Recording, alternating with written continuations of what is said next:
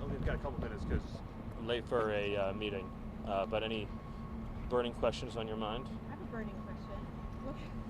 What can you tell us about this memo that the administration has drafted that would bring about an end to the Ukraine-Russia war? Don't have any news or announcement to make on that, but I would agree that that's an issue in which the president has continued to put at the forefront of our foreign policy goal, which is to reach a settlement in the Ukraine-Russia war so that we can have peace in Europe and we can end the killing and the slaughter of so many innocents. Another question?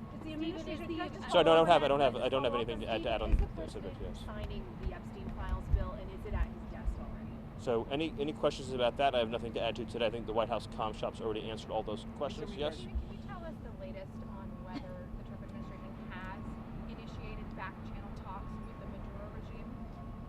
I don't have anything to add on that subject except to reiterate what I've said here at these microphones before, which is that the president has made clear that America is going to secure our interests in the Western Hemisphere, and at the center of that is dismantling narco-terrorism, drug trafficking, and criminal cartels from our southern border all the way on down to the tip of South America.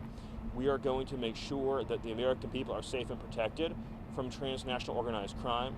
Venezuela is run by a narco-terrorist ring that traffics drugs, weapons, human traffics as well, into the United States. Obviously, they sent Trinidad to the United States. The Cartel del Soles is the cartel that runs Venezuela.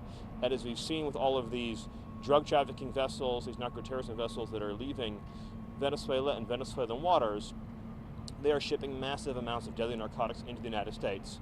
And so all of these actions represent a direct threat to the lives and safety of the American people. And so the War Department's Operation Southern Spear is the commitment of this administration to use lethal force to stop criminal terrorist cartels from threatening American lives in Venezuela and beyond. Any other questions? Any information on President Trump's agenda to stop Nigerian Christian persecution? Well, the president's been very clear that that is a priority, and as soon as you have more information, I'd be glad to share it. Any other questions? I've got to run. Is the president confident in Lindsay Halligan just after the way the Kearney case is unfolding today? She's spectacular. Any other questions? I wanted to ask about Hezbollah and Lebanon. It's a critical situation because they don't want to get disarmed by the Lebanese armed forces, and the Israeli striking. What's the administration will do to force the Lebanese government to disarm the Hezbollah? It's an important question, but I don't have any news on that today either. Any last question, then I have to run. Stephen, we saw how the president President Trump called the president of Colombia a drug leader. Do you consider him an ally of Nicolas Maduro, or is it like a separated topic? Well, I would just say that there's a serious narco-terrorism problem in Colombia.